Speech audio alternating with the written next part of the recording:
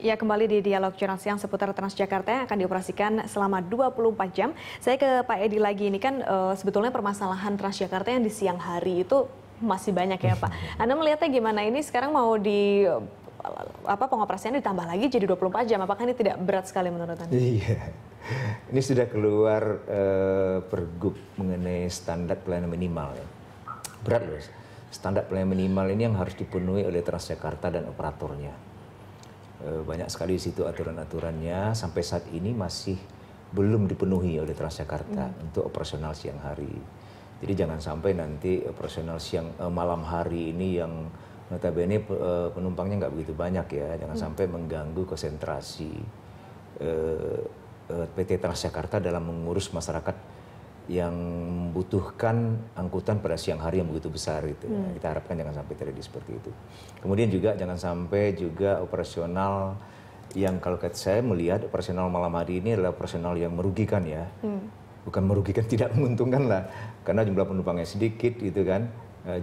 Busnya juga itu juga, orang yang menjaga, orang yang dipekerjakan mungkin akan bertambah banyak karena malam hari kan, butuh keamanan dan lain sebagainya. Jangan sampai ini nanti malah membebani PT Transjakarta yang selama ini ya sudah, kalau saya lihat kan masih belum untung lah, PT Transjakarta ini masih disubsidi oleh Pemda DKI. Nah, ini kalau ini dioperasikan jangan sampai membebani lebih lanjut. Nah Pak Pargolan ini sudah siap, nggak untung nggak Pak Pargolan? Karena sepertinya katanya kalau untuk malam hari ini akan biaya operasionalnya lebih besar begitu. Oh iya, jadi makanya nanti kita harus evaluasi. Ini kita menggunakan bisnya Pemda DKI Jakarta yang direkondisi. Jadi mobil yang tadinya sudah kita tidak pakai, tapi kita rekondisi jadi bisa dipakai kembali. Dan soal penambahan personil untuk efisiensi, kita hanya menggeser yang tadinya shift Amari itu hanya 1 jam, ditambah menjadi 8 jam. Seperti itu. Jadi petugasnya kita hanya menambah untuk pengamanan aja. Kalau petugas haltenya, petugas kasirnya maupun petugas barriernya sudah ada sebelumnya. Jadi artinya tidak ada penambahan pegawai yang signifikan begitu? Tidak, hanya untuk onboardnya aja kita tambah sama pengamanan 1 itu. Onboardnya kalau 1 mobil itu kan kita bikin 1 ya, seperti ini kita operasikan 18. Berarti kan 18 orang yang harus kita tambah personil untuk onboard.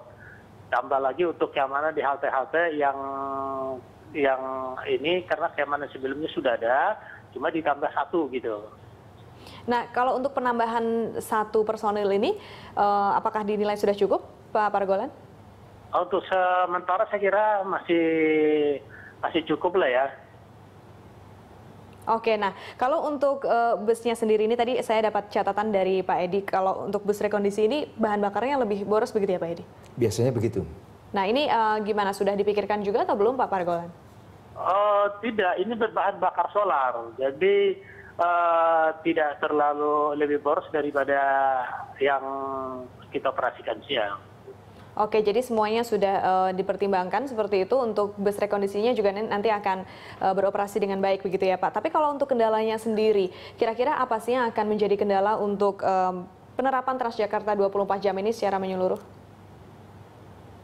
Kalau hambatan saya pikir ya mungkin ada ya daripada para pengusaha atau omprengan-omprengan yang biasa malam mungkin agak sedikit ada sedikit gangguan lah ya, tapi itu akan kita coba untuk supaya mereka juga mengerti bahwa ini perlakuan ini diberlakukan hanya di halte busway, tidak di sembarang tempat bisa berhenti, jadi terbatas juga untuk kita operasikan. Koordinasinya seperti apa dengan mereka? Nanti kita sudah berkoordinasi dengan Disub bidang pengendalian lalu lintas supaya mereka menertibkan terlebih dahulu angkutan-angkutan yang ilegal tadi. Supaya tujuannya juga untuk keamanan ya. Jadi kalau menggunakan kendaraan yang ilegal itu juga penumpang kita juga ragu-ragu untuk naik. Tapi dengan menggunakan busway lebih aman gitu. Oke Pak Edi, ini kalau untuk dari Dewan sendiri terkait Transjakarta, sudah ada dialog khusus nggak sih dengan Transjakarta, sudah pernah belum? Untuk periode yang lalu sudah, yang sekarang belum. Tapi kita selalu mengikuti informasi yang berkembang ya, melalui media. Jadi kita ikuti terus Kayak Amari ini walaupun kita nggak dikasih tahu secara resmi, kita udah tahu nih tanggal 1 Juni akan operasi. Dan saya udah telepon-teleponan sama Pak Putar-Putar semalam. Oke. Nah, untuk implementasi dari semua catatan dari Dewan ini, apa saja yang sudah dipenuhi oleh Transjakarta dan apa yang belum? Ya, ya masih banyak tadi ya catatan untuk siang hari ya, terutama untuk siang hari karena penumpangnya terlalu banyak. Kayak busnya karena ada kasus kemarin kan, ini macet ini. Armada itu kemarin kan dibutuhkan lebih kurang 1.000 unit. Ini baru beroperasi kalau nggak salah 400 ya, 600 saja kan belum. Nah itu dari sisi armada berarti kekurangan armada, masih menumpuknya penumpang di bus dan di halte itu juga menjadi PR selanjutnya mungkin oleh PT Transjakarta nanti yang perlu segera diatasi gitu ya. Kemudian ada apa namanya kondisi-kondisi yang saya katakan tadi. AC yang tidak dingin, kemudian ada juga sopir yang kebut-kebutan, kemudian berhentinya di halte nggak tepat di pintu, gitu. Itu masih ada kasus-kasus seperti itu yang harus diselesaikan juga, termasuk SPM. Ini PR baru dari Transjakarta dengan dikeluarkannya standar pelayanan minimum oleh gubernur, ini harus dipenuhi. Termasuk oleh operator. Nanti mungkin Transjakarta ini bukan hanya operator kan, dia juga operator dan juga sebagai regulator. Yeah. Nah, nanti tugas berat dari Transjakarta untuk mengawasi operator yang kontrak dengan mereka mengenai pemenuhan standar pelayanan minimum. Ini bisa dipinalti. Jadi, apalagi sekarang udah ada yang malam lagi. Iya, ya. Ini udah ada yang malam, tadi, ini pengawasannya akan lebih Pak Pargolan sempat mengatakan bahwa mungkin salah satu kendala adalah kendaraan lain yang ilegal. Masukan dari Anda gimana nih koordinasinya untuk menyelesaikan masalah itu? Ya, yang namanya ilegalnya nggak boleh ya. Ya, tadi kan sudah dikatakan Pak Putar-Putar, beliau sudah koordinasi dengan Dishub.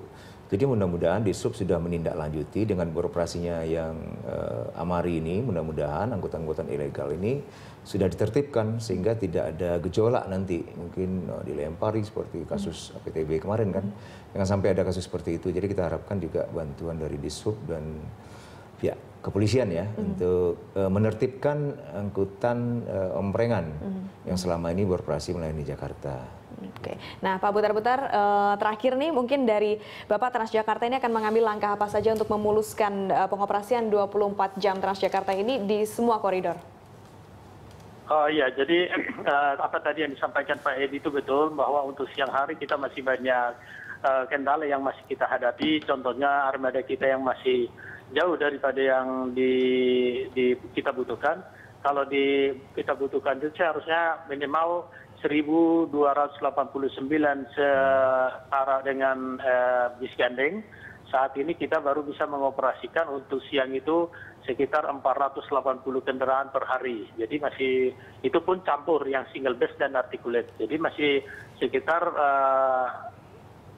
30% yang sudah kita punya. Jadi memang sangat terasa apabila siang hari jam sibuk itu penumpang kita berjubel ya.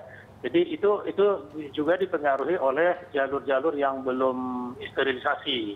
Kalau jalur sterilisasi mungkin rit daripada mobil itu atau headway-nya bisa mungkin kita percepat. Jadi dua hal itu yang menjadi kendala yang paling utama menurut saya, kekurangan armada dan sterilisasi. Demikian Bu. Pak Putar-Putar, kalau untuk target penerapan Transjakarta yang 24 jam ini kapan untuk seluruhnya?